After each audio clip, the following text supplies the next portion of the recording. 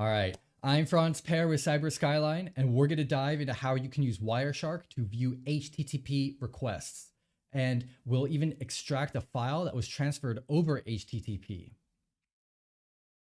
So as we get started, let's start first with what is Wireshark? Wireshark is an extremely helpful tool, and it's one I'd highly recommend that you become familiar with if you're at all interested in computer networking.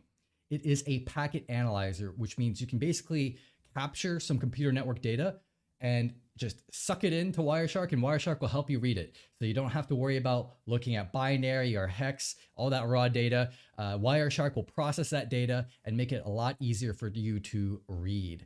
And it has these dissectors, which actually does the magic of helping you read that information. So instead of reading this raw hexadecimal that you can see here in that bottom panel, instead of having to read that by hand, you can use Wireshark to process that information and display it in a little bit of an easier, in an easier view. And that's what these dissectors do. There are different dissectors for each protocol, and you need the dissector for the protocol for Wireshark to be able to display that information for you. Now, you can also use Wireshark to kind of narrow down and filter your data. And so if you're looking at a lot of traffic between different computer devices, these filters will be very, very helpful for you to be able to actually pinpoint exactly what you want to be looking at.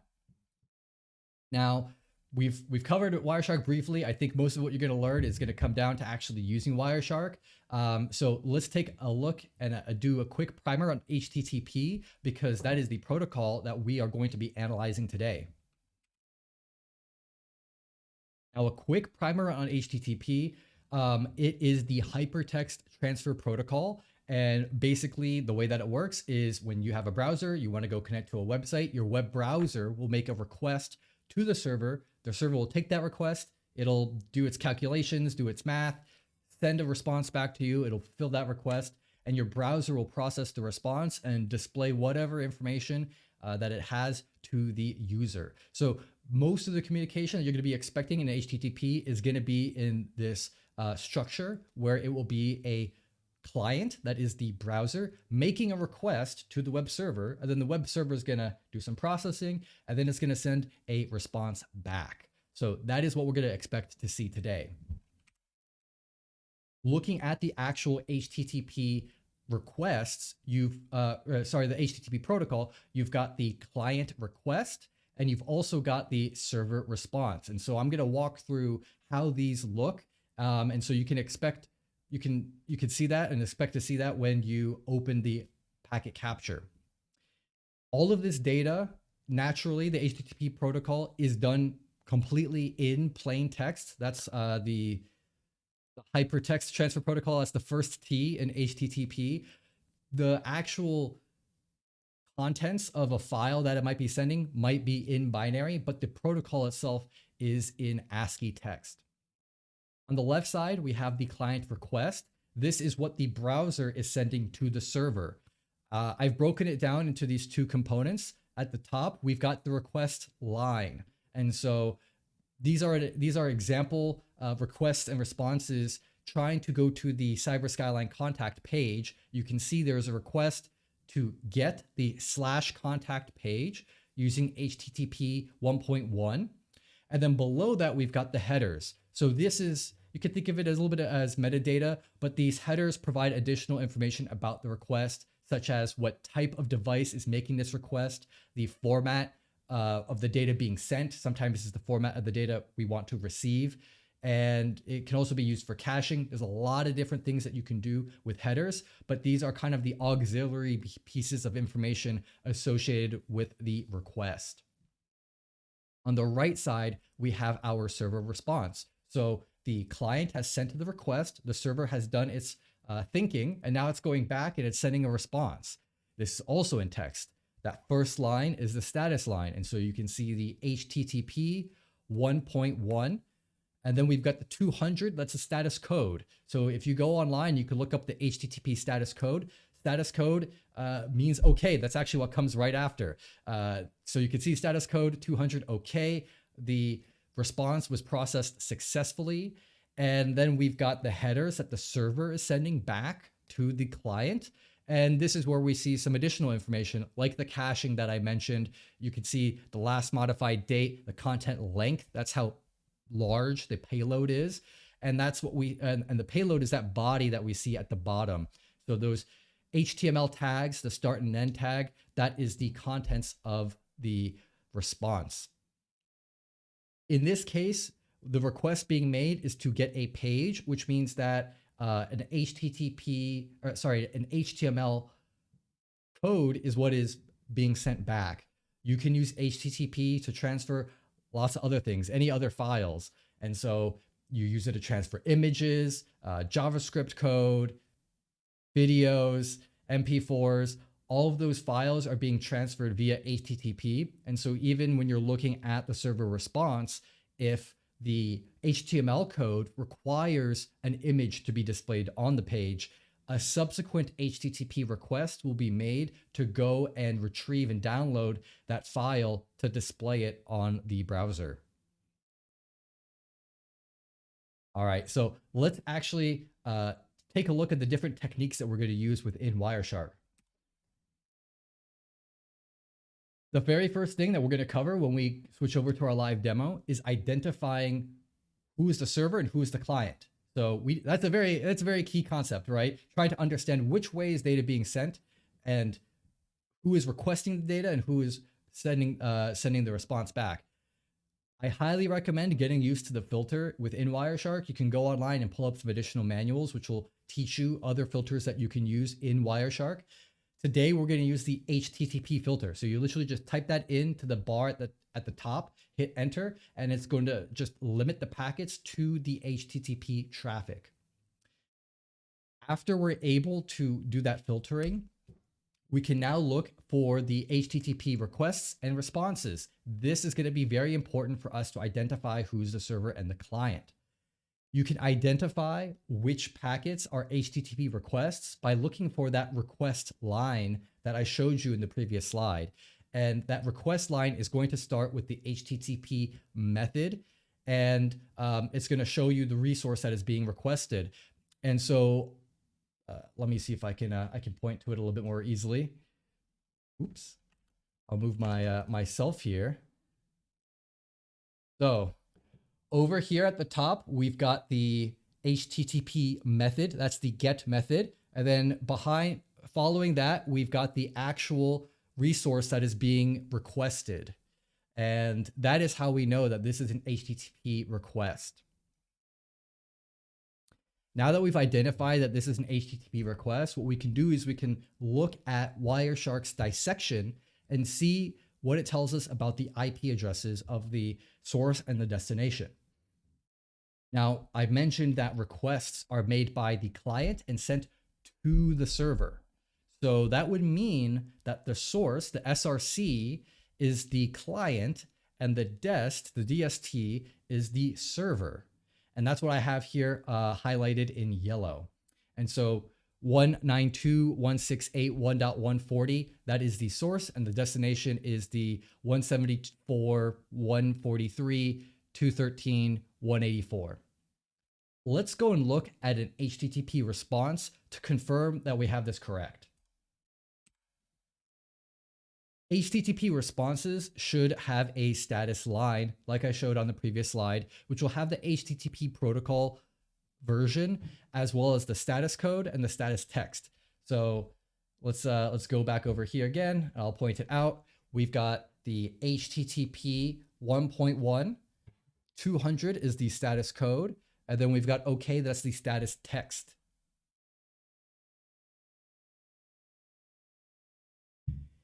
Now, unlike the request, the response is the reverse, right? So requests are the client connecting to the server. The responses are the server responding back to the client. So when we are looking at the source and the dest, the source is the server and the destination is the client. And what we see here is that the source is 174, 143, 213, 184.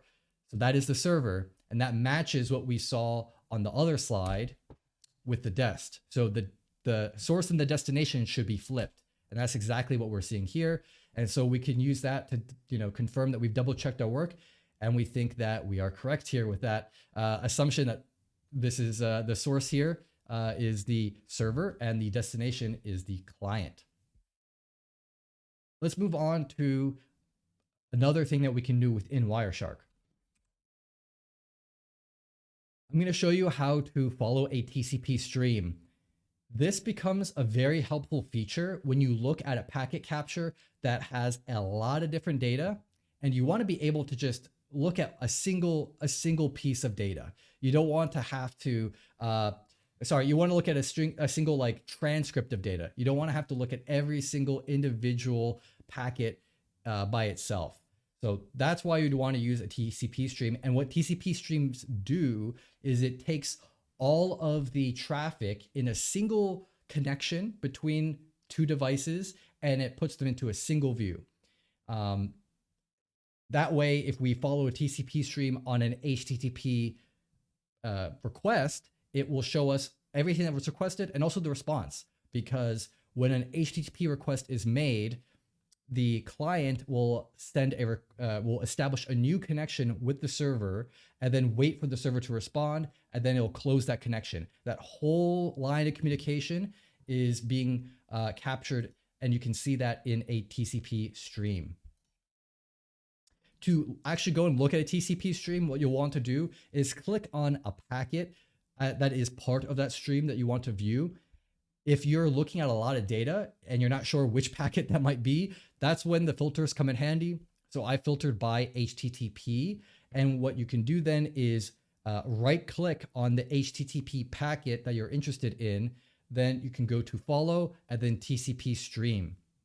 When you do that, you'll get this window that pops up, which will reassemble all of the traffic in the correct order, because sometimes the data can be sent in the wrong order, and sometimes data can be lost and resent. And so you don't have to deal with any of that when you do the TCP stream.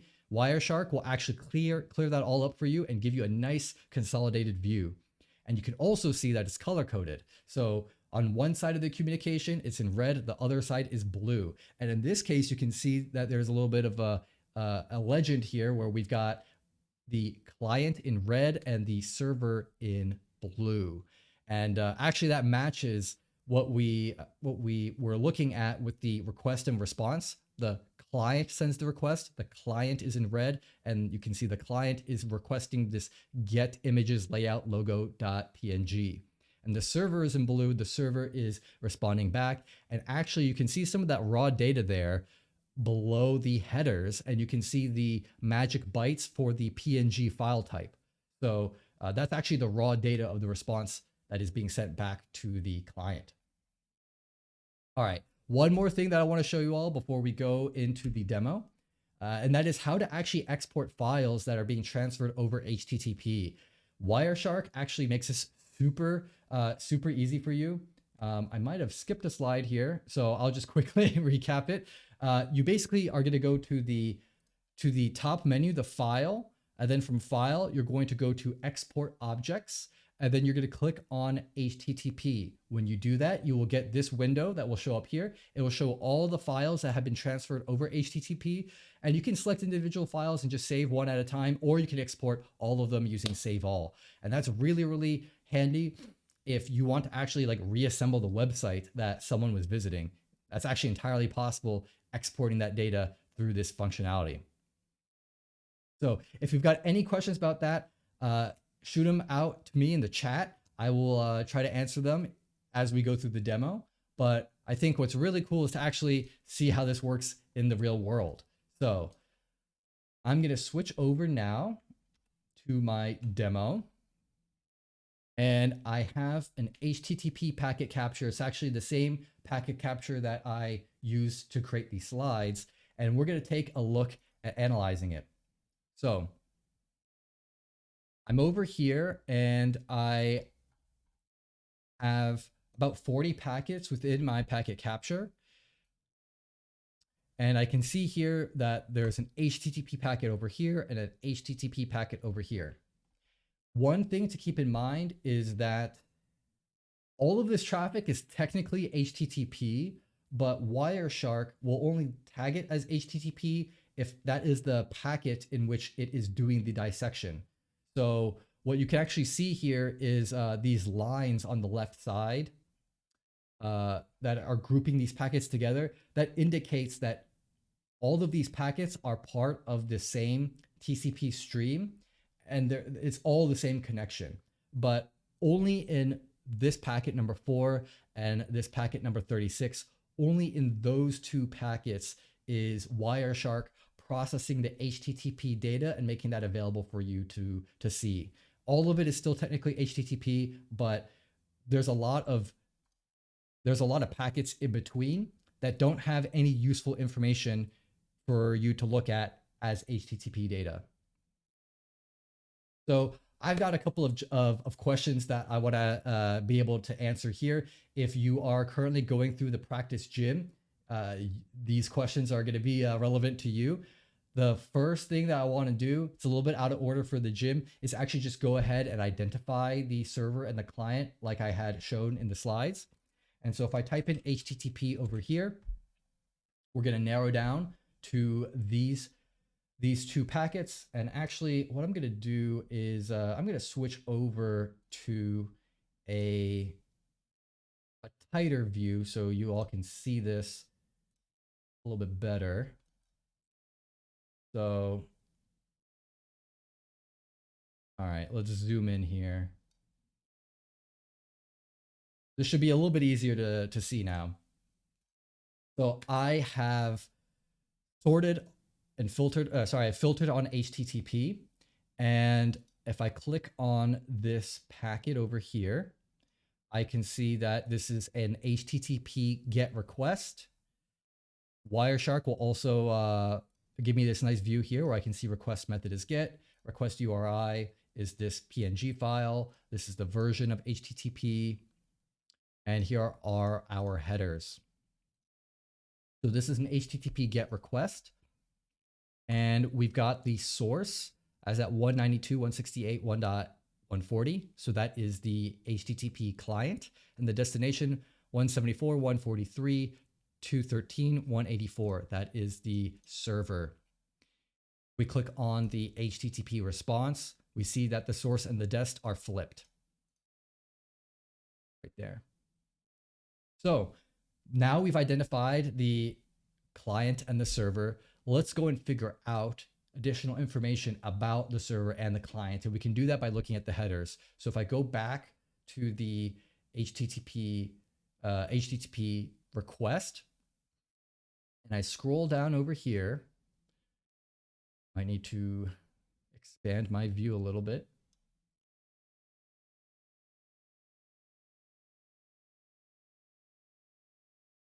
All right. So if I go and look at these, I'll go and look at the HTTP headers. We've got user agent is wget. So this appears to be a request that is being made by a Linux machine using the wget command. And if we go to the server and we scroll all the way down, some of these headers, server header, Nginx, and we've got a version number for the Nginx server. So these HTTP headers, Wireshark will be able to format them very nicely for you to be able to read. And they provide information that let us identify who the software for the server and the software for the client. Now let's go and follow a TCP stream because we want to actually see the full contents of this. Right now, we're just clicking one packet at a time. There's a lot of information that we have to scroll through. It's a little bit much. And so what I'm going to do is I'm going to right click and select follow and then TCP stream. So let me actually switch back here to the full screen. And I'm going to select this HTTP packet, right click, follow, TCP stream. Now I can see the traffic here. In the red, I see the client request, and in the blue, this is the response. It looks like a lot of gibberish, and that's because this is some binary data. This is the image that is being transferred. Now, It's actually possible if I go and switch the view from ASCII to a hex dump, I could actually go and copy this hex dump, put it into a hex editor and convert it back into binary and save that as a file and actually save and actually like extract the PNG file that way. It's a little bit more complicated than what I really want to do today. I'm going to do the shortcut, which is go to the file option, select export objects, and then I go to HTTP, and then I can now save all, and then I'm just going to save this into my downloads.